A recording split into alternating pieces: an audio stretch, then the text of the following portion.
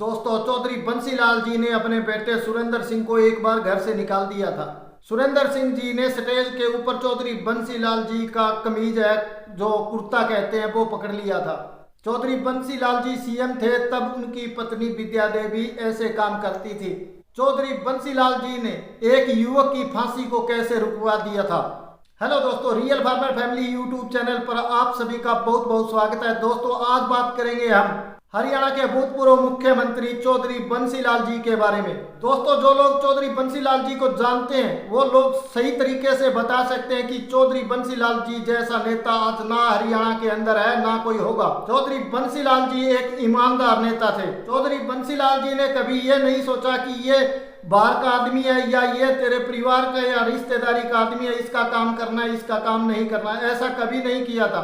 ना चौधरी बंसीलाल ने कभी जात पात की राजनीति की।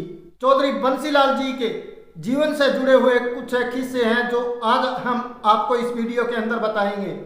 चौधरी बंसीलाल जी का जो गांव है गोलागढ़, वो भिवानी जिले के अंदर स्थित है। और गोलागढ़ गांव के जो बुजुर्ग लोग हैं चौधरी बंसीलाल जी को अच्छी तरह जानते थे, उनके द्वारा बताई गई बातें हैं जो आज हम इस वीडियो के अंदर चर्चा करेंगे। तो आप वीडियो के लास्ट तक बने रहें। दोस्तों, बताते हैं कि एक बार दो परिवारों के अंदर चाचा ताऊ के वो लड़के थे, उनकी आपस के अंदर जमीन के लिए लड़ाई हो जाती है और उनमें से एक परिवार के एक बेटे को फांसी की सजा सुना दी जाती है, क्योंकि ये झगड़ा बहुत बड़ा हो गया था, उसके अंदर हत्याएं भी हो गई थी। जिस बेटे को फांसी हुई थी उसकी मां ने लोगों से पूछा कि मेरे बेटे की फांसी कैसे रुक सकती है, तो किसी ने कहा कि आप चौधरी बंसीलाल जी से मिलिए, हो सकता है वो आपकी मदद कर दें। बुढ़िया जैसे तैसे करके चंडीगढ़ में चौधरी बंसीलाल जी के पास पहुंच जाती है। चौधरी बंसीलाल जी उस समय अपनी गाड़ी में बैठकर कहीं जाने वाले थे। सबसे पहले उस बुढ़िया ने यह कहा कि बंसीलाल कौन सा है, तो किसी अधिकारी ने कहा कि जो गाड़ी के अंदर बैठने की तैयारी कर रहे हैं वो ही बंसीलाल जी है।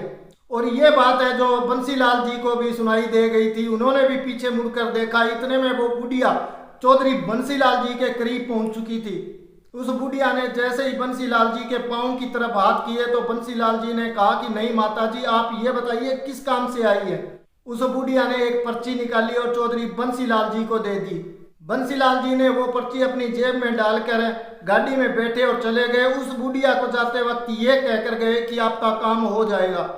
बंसीलाल जी उस समय तो जल्दबाजी के अंदर थे, परंतु शाम को जब उन्होंने अपनी जेब के अंदर से वो पर्ची निकाली और देखा तो उसके अंदर उस बुढ़िया के लड़के की फांसी का पूरा विवरण था कि क्या केस है, क्या नाम है, कौन सा गांव है, सब कुछ उस पर्ची के अंदर लिखा हुआ था। चौधरी बंसीलाल जी ने सोचा कि तेने उस बुढ़िया की यहाँ तो कर ली, परंतु अब ये फांसी का मुद्दा है और तू ये फांसी रुकवाएगा कैसे।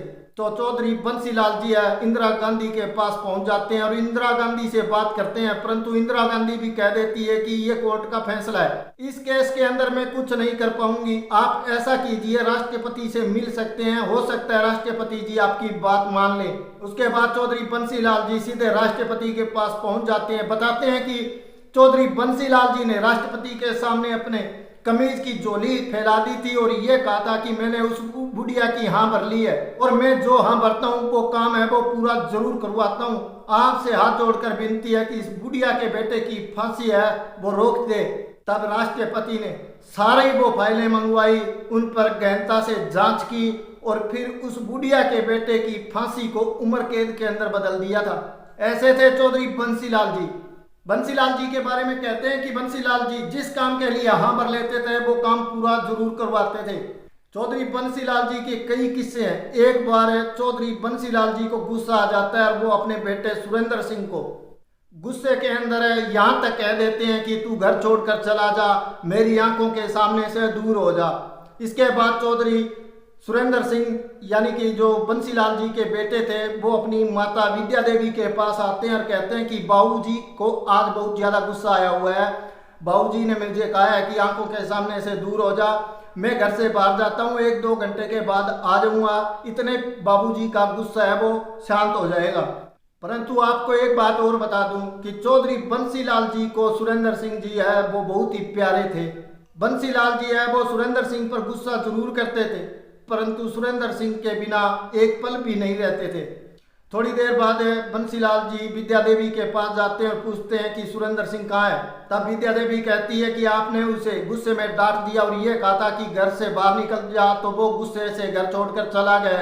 परंतु बंसीलाल जी ने विद्या देवी के हाव भाव देखे, उनका चेहरा देखकर ये पढ़ लिया और ये कहा कि घर छोड़कर नहीं गया, वो कहीं बाहर गया, आ जाएगा, क्योंकि यदि वो घर छोड़कर जाता तो तेरे चेहरे से ही पता लग जाता। और आपको ये बता दें कि सुरेंद्र सिंह ने चौधरी बंसीलाल जी की बहुत सेवा की और बंसीलाल जी भी चौधरी सुरेंद्र को बहुत मान सम्मान और प्यार देते थे।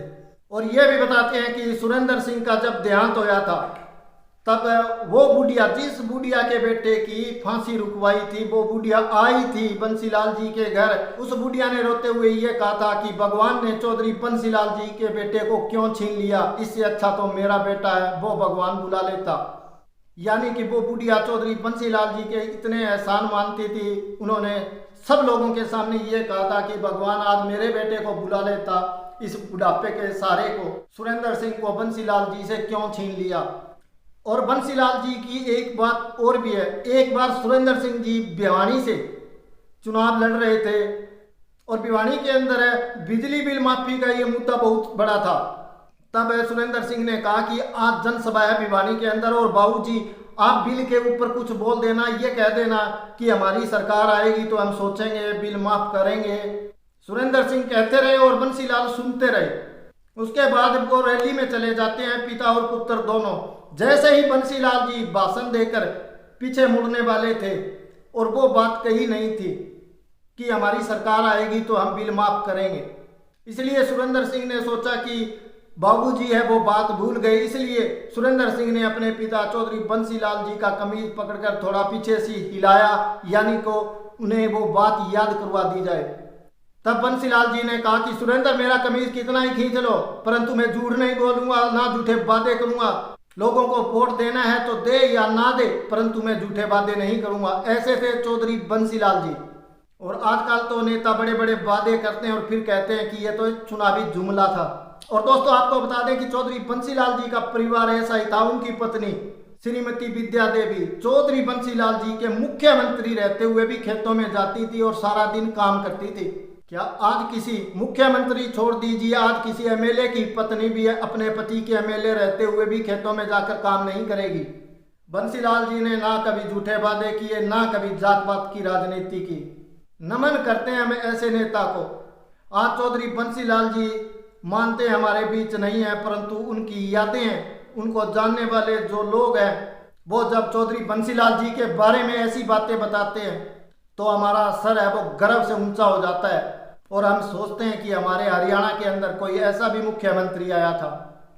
आज ना चौधरी बंसीलाल जी हमारे बीच हैं, ना उनके बेटे सुरेंद्र सिंह हमारे बीच हैं, परंतु सुरेंद्र सिंह की पत्नी किरण चौधरी और उनकी बेटी श्रुति चौधरी, वो दोनों माँ बेटी है, वो कह रही है कि हम चौधरी बंसीलाल जी की विरासत को आगे बढ़ा रहे हैं। ये तो जनता जानती है, जनता को पता है कि वो कितना बंसीलाल जी की राजनीति विरासत को आगे बढ़ा रही हैं।